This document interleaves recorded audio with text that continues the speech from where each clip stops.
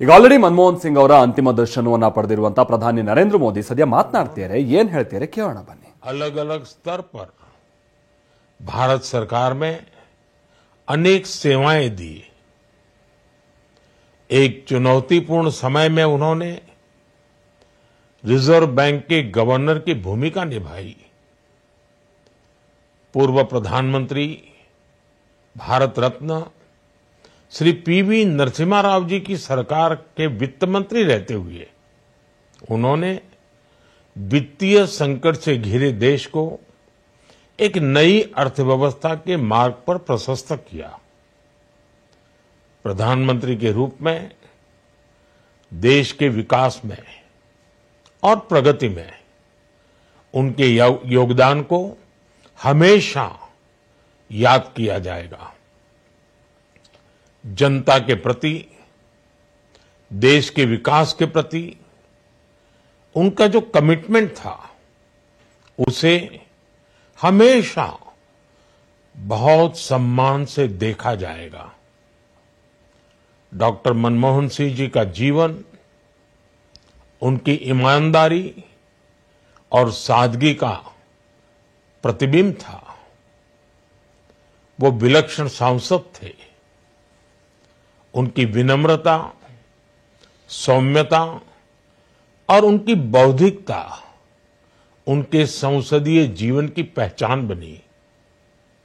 मुझे याद है कि इस साल की शुरुआत में जब राज्यसभा में उनका कार्यकाल समाप्त हुआ, तब मैंने कहा था कि सांसद के रूप में डॉक्टर साहब की निष्ठा सभी के लिए प्रेरणा जैसी है। सत्र के समय अहम मौकों पर वो व्हीलचेयर पर बैठकर आते थे, अपना संसदीय दायित्व निभाते थे। दुनिया के प्रतिष्ठित संस्थानों की शिक्षा लेने और सरकार के अनेक शीर्ष पदों पर रहने के बाद भी वो अपनी सामान्य पृष्ठभूमि के मूल्यों को कभी भी नहीं भूले। दलगत राजनीति से ऊपर उठकर उन्होंने हमेशा हर दल के व्यक्ति से संपर्क रखा, सबके लिए सहज उपलब्ध रहे। जब मैं मुख्यमंत्री था तब डॉक्टर मनमोहन सिंह जी के साथ राष्ट्रीय और अंतर्राष्ट्रीय अनेक विषयों पर उनसे खुले मन से चर्चाएं होती थी। यहां दिल्ली आने के बाद भी मेरी उनसे समय समय पर बात होती थी, मुलाकात होती थी। मुझे उनसे हुई मुलाकातें, देश को लेकर हुई चर्चाएं हमेशा याद रहेगी। अभी जब उनका जन्मदिन था तब भी मैंने उनसे बात की थी। आज इस कठिन घड़ी में मैं उनके परिवार के प्रति अपनी संवेदनाएं व्यक्त करता हूं।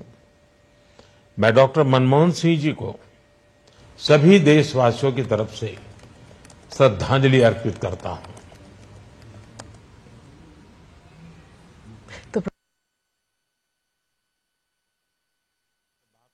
ಅವರು ಮಾಜಿ ಪ್ರಧಾನಿ ಮನಮೋಹನ್ ಸಿಂಗ್ ಅವರನ್ನ ನೆನಪಿಸಿಕೊಂಡಂತಹ ರೀತಿ, ಸೊ ದೇಶಕ್ಕೆ ಅವರ ಕೊಡುಗೆಗಳ ವಿಚಾರವಾಗಿ ಮಾತನಾಡಿದ್ರು. ಹಾಗೆ ಪ್ರಜಾಪ್ರಭುತ್ವದ ಮೌಲ್ಯವನ್ನ ಎತ್ತಿ ಹಿಡಿಯುವಂತ ನಿಟ್ಟಿನ ಅವರ ಕಾರ್ಯಗಳನ್ನ ಕೂಡ ಅವರು ಶ್ಲಾಘಿಸಿದ್ರು. ಭಾರತ ಹಾಗೆ ವಿದೇಶದ ಜೊತೆಗೆ ಅವರ ಅಂದ್ರೆ ಭಾರತದ ಆರ್ಥಿಕತೆಗೆ ಸಂಬಂಧಪಟ್ಟ ಹಾಗೆ ಅವರು ಅಮೆರಿಕಾದೊಂದಿಗೆ ಸಾಧಿಸಿದಂತಹ ನಾಗರಿಕ ಪರಮಾಣು ಸಂಬಂಧಪಟ್ಟ ಹಾಗಿನ ಟ್ರೀಟಿ ಏನಿತ್ತು ಆ ವಿಚಾರವಾಗಿನೂ ಕೂಡ ಪ್ರಸ್ತಾಪ ಮಾಡಿದ್ರು. ಅಂದ್ರೆ ಒಳ್ಳೆ ಆರ್ಥಿಕ ತಜ್ಞ, ಉತ್ತಮ ನಾಯಕನನ್ನ ದೇಶ ಕಳೆದುಕೊಂಡಿದೆ ಅನ್ನುವಂಥದ್ದನ್ನ ಪ್ರಧಾನಿ ಮೋದಿ ಹೇಳಿದ್ದಾರೆ. ಮನಮೋಹನ್ ಸಿಂಗ್ ಸಾಧನೆ ಕೆಲಸಗಳಿದೆ, ಇದು ಎಲ್ಲರಿಗೂ ಸ್ಫೂರ್ತಿ ಅಂತ ಹೇಳಿ ಬಹಳ ಮುಕ್ತವಾಗಿ ಹೊಗಳಿದ್ದಾರೆ. ಮನಮೋಹನ್ ಸಿಂಗ್ ನಿಧನಕ್ಕೆ ಮೋದಿ ಸಂತಾಪವನ್ನ ಈ ಮುಖೇನವಾಗಿ ವ್ಯಕ್ತಪಡಿಸಿದ್ದಾರೆ. ಬಟ್ ಇಲ್ಲಿ ಶಕುಂತಲಾ, ಒಂದು ವಿಚಾರ ನಾವು ಗಮನಿಸಬೇಕು ಅಂತ ಅಂದ್ರೆ, ನಿನ್ನೆಯಿಂದ ಈ ಘಟನೆ ಆದಂತ ನಂತರದಲ್ಲಿ ಕಾಂಗ್ರೆಸ್ ನಾಯಕರುಗಳು ಮನಮೋಹನ್ ಸಿಂಗ್ ಅವ್ರ ವಿಚಾರವನ್ನ ಬಹಳ ಮುನ್ನೆಲೆಗೆ ತರಬೇಕಾದಂತ ಪ್ರಯತ್ನವನ್ನ ಮಾಡಬೇಕಿದೆ. ಯಾಕಂತಂದ್ರೆ ನಾವು ಹೇಳಿದಾಗೆ ಅವರು ಚುನಾವಣಾ ರಾಜಕೀಯದಲ್ಲಿ ಇದ್ದಂಥವ್ರಲ್ಲ.